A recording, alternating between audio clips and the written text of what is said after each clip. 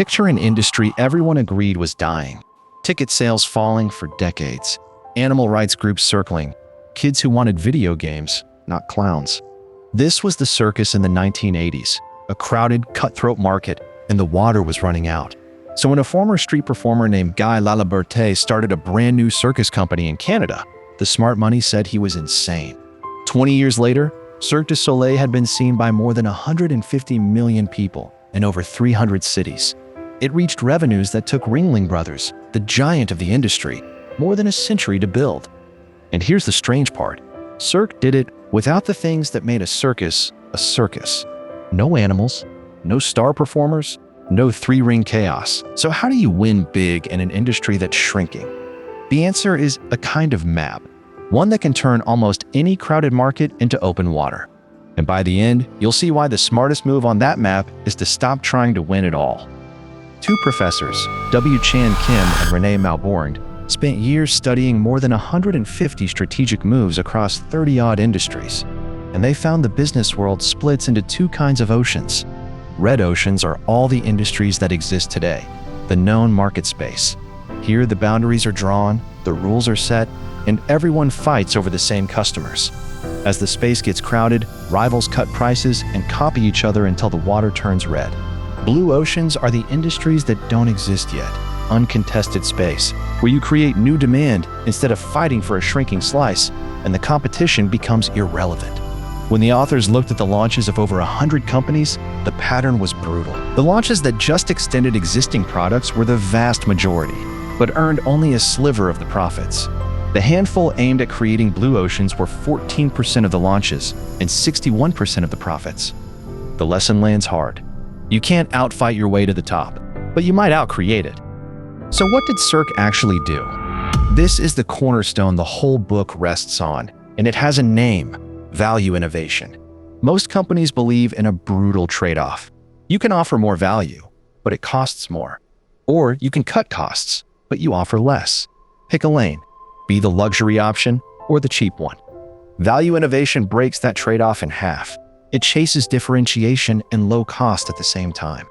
Cirque never asked, how do we beat Ringling? It asked, how do we make the fight pointless? It cut the most expensive parts of a circus, the animals, the star acts, the huge running costs, and poured that money into something no circus had: a theatrical storyline, original music, real artistic beauty. A leaner cost structure and a richer experience together. That's the move the losers never see. They're so busy studying the competition that it never occurs to them to make it irrelevant. But make the competition irrelevant is easy to say and hard to see. So the authors hand you a tool to actually look at it: the strategy canvas. Picture a simple chart. Along the bottom, you list every factor an industry competes on. Up the side, you plot how much of each one a company offers. Connect the dots, and you get a shape they call a value curve, the fingerprint of a strategy. Now here's what's unsettling when you draw it. In most industries, every competitor's curve looks almost identical. Take wine. For decades, every winery competed on the same handful of things: the prestige of the vineyard, the age of the wine, complex tannins, a refined oak taste, the language of the connoisseur. They all rose and dipped in the exact same places, just at slightly different heights. That's not a strategy. That's a herd. And a herd is exactly what a red ocean is made of. To break from the herd, the book gives you 4 questions, the 4 actions framework. Look at your industry and ask, which factors should we eliminate that everyone just takes for granted? Which should we reduce well below the standard? Which should we raise well above it? And which should we create that the industry has never offered? Eliminate and reduce, pull your costs down. Raise and create, push buyer value up.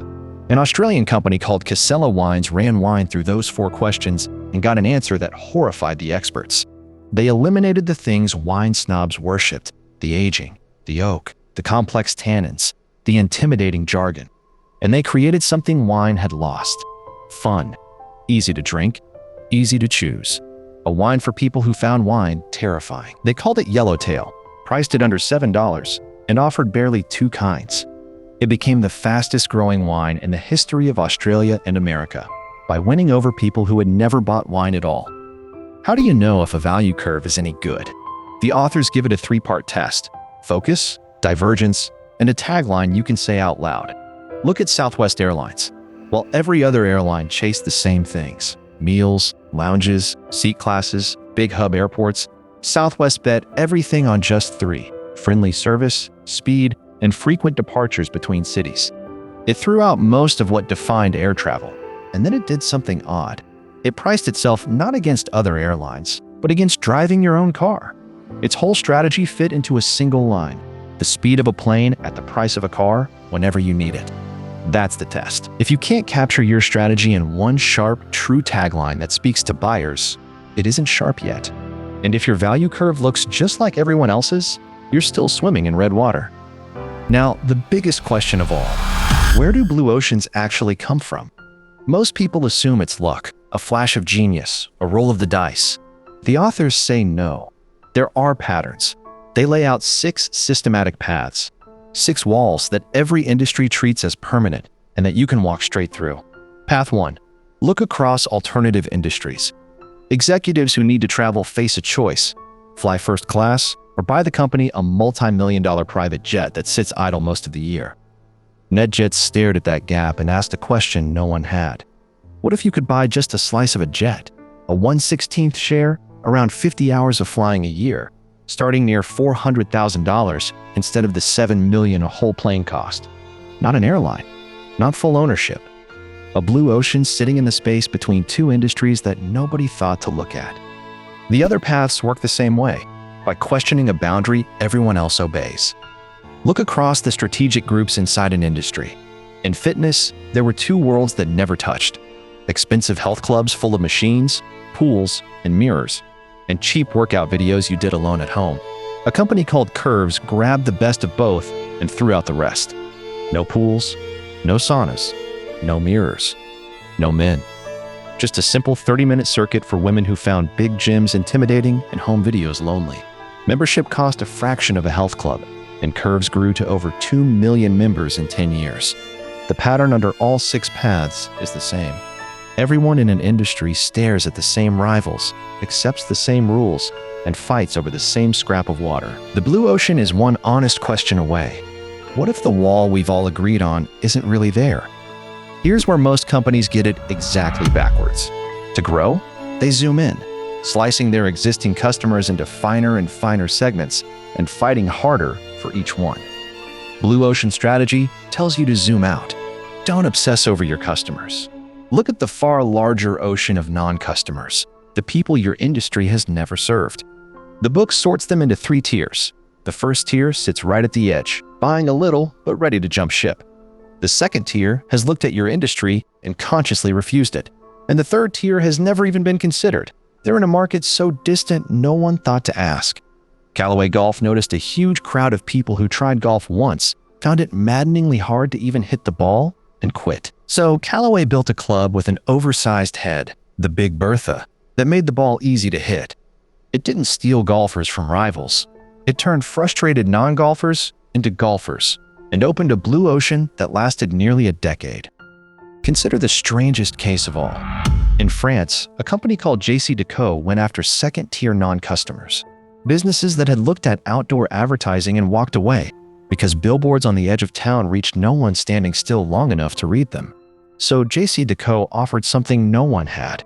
It built and maintained bus shelters and public benches for cities completely free, in exchange for the right to sell the advertising space on them. Suddenly, advertisers could reach people sitting, waiting, with nothing to do but read.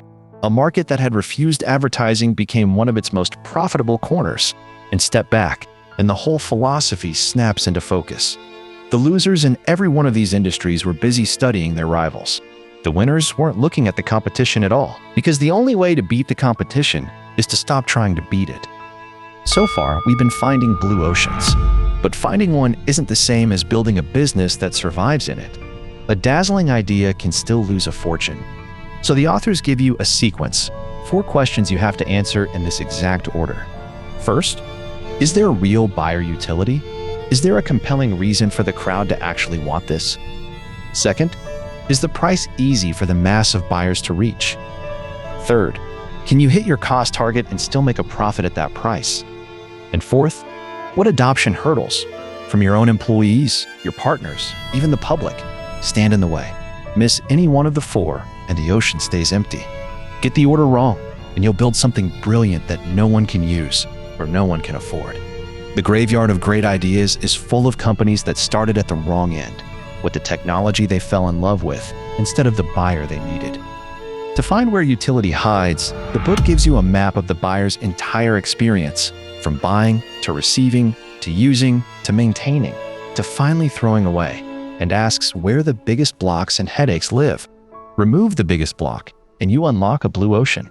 In 1908, cars were handmade toys for the rich, expensive, unreliable, a fashion statement. Henry Ford looked at the millions of people still traveling by horse and asked a different question.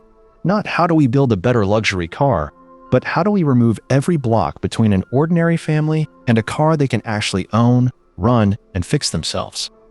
The Model T came in one color, one model, built rugged and simple. It cost less than half of what other cars did, and before long, far less. Ford wasn't selling to car buyers. He was ending the age of the horse. And the market didn't just shift, it exploded. Then comes the price. And here the authors flip a rule most companies live by. The instinct is to launch something new and expensive, skimming the wealthy early adopters first. Blue Ocean Strategy says do the opposite. Price for the mass from day one inside the range they can actually reach, so the crowd floods in and imitators can't catch up. Get this wrong, and even genius fails. Motorola built Iridium, satellite phones that could call from anywhere on Earth, even the middle of the ocean. A technical marvel. But the handset was the size of a brick. It wouldn't work inside buildings or cars, and it cost a small fortune to own and to use. It answered a question almost no one was asking, at a price almost no one would pay. The technology was dazzling. The value simply wasn't there. And dazzling technology with no value is exactly how brilliant companies quietly go broke. Notice the trap Motorola fell into. Build it first, then figure out the price. Blue Ocean Strategy runs the math backward. You start from the price the mass of buyers will pay, subtract the profit you need, and whatever's left is your target cost. Now the pressure isn't on the customer to pay more, it's on you to get ingenious. When Swatch set out to make a Swiss watch cheap enough to win the world, it started from that final price and worked back, redesigning until it had cut the parts inside a watch from 150 down to 51 and slashed the labor. The authors even turned this into a simple scorecard. Utility, price, cost, and adoption, pass or fail. Iridium failed it. But a Japanese mobile service called iMode passed on every count and signed up nearly 50 million people. The difference was never the technology. It was the discipline of running the questions in the right order. Now the hardest part, the part that quietly kills most strategies before they ever reach a customer. A Blue Ocean Strategy asks an entire organization to abandon what it knows and leap into the unknown. People resist. Budgets are tight. Office politics bite. The book calls these the 4 hurdles, and it tells the story of a man who cleared all 4 in 2 years with no new money. When Bill Bratton took over a huge, demoralized police force in New York, he didn't lecture anyone with statistics. He made the senior commanders ride the subway at night again and again until they felt the fear ordinary riders lived with, until the problem was impossible to ignore. He aimed his scarce resources at the few hot spots that mattered most and put everyone's results on a wall for all to see. In 2 years, with no budget increase, serious crime fell by more than a third, and public confidence nearly doubled. He didn't try to push the whole mountain. He found the tipping points and let them pull. But moving people once isn't enough. You need them to believe. And here the book names something most leaders miss entirely. People care as much about the fairness of the process as they do about the outcome itself. Hand someone a brilliant plan they had no voice in, and they'll quietly resist it, even when it's good for them. But involve them in the thinking. Explain the reasoning behind the decision, and make the new expectations crystal clear, and something shifts. People will commit to a plan they don't even fully agree with, simply because they were treated as if they mattered. The authors call it fair process, and it's what turns a strategy on paper into a strategy people will run through walls for. Skip it, and your beautiful blue ocean dies in 1,000 shrugs and slow walks on its way to the customer. Step all the way back, and a lasting blue ocean stands on 3 legs. The value proposition, the offering that pulls buyers in. The profit proposition, the business model that actually makes money. And the people proposition, the reason everyone inside will fight to make it real. And here's the quiet punchline. A rival can study your product and copy it. They can reverse engineer your business model. But an organization full of people who genuinely believe in what they're building, aligned, motivated, moving as one, that is almost impossible to imitate. The thing that truly protects your blue ocean isn't your idea. It's the people who carry it, which raises the uncomfortable question the whole book has been circling. If everything can eventually be copied, how long does any blue ocean stay blue? The honest answer, not forever. This is the part the fans of this book love to forget. A blue ocean is not a permanent paradise. The moment you prove there's treasure out in the open water, imitators build their boats and follow. Cirque was copied. Southwest was copied. Slowly, inevitably, the blue water tints red again. So the authors leave you with a final discipline. Keep watching your own value curve.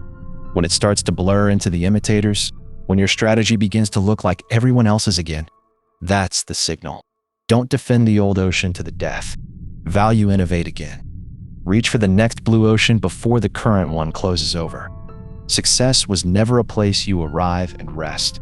It's a rhythm. Create, get copied, and create again. Staying one honest question ahead of the herd. Which brings us back to the beginning, and to almost everything people think they know about this book that turns out to be wrong. The authors end by clearing away the myths, and they're worth hearing, because most people get this one backwards. Blue ocean strategy is not about being first to market. The companies that rush in first with the value wrong just dig their own graves. The winner is whoever gets it right. It is not about destroying an industry. The best blue oceans often create brand new demand without wrecking anyone, the way a new kind of medicine or a whole family video game simply grows the pie. It is not about breakthrough technology. Cirque used no new tech at all. It is not about listening harder to your existing customers. The real answers lie with the non-customers you're ignoring. And it is not a tiny niche. It's the opposite, pulling the widest possible crowd into one new space. Strip away the myths, and what's left is deceptively simple. Go back to that dying circus one last time. Guy Laliberté didn't win because he built a better circus than Ringling. He won because he stopped trying to. He looked at an industry everyone was fighting over and quietly walked to open water no one else could even see. That's the whole idea, and it fits into a single line. The only way to beat the competition is to stop trying to beat the competition. Every crowded market, every red ocean of lookalike products and shrinking margins has blue water right beside it, hidden behind a wall someone decided was permanent. The strategy canvas, the 4 actions, the 6 paths, the non-customers, they're all just tools to help you ask the one question the herd never asks. What if the fight itself is the trap? The blue ocean isn't across the world. It's right next to you, waiting for someone brave enough to stop competing and start creating. If this reshaped how you see your own crowded ocean, stay with us, because next, we're diving into the man who mapped the red ocean better than anyone alive, Michael Porter's competitive strategy.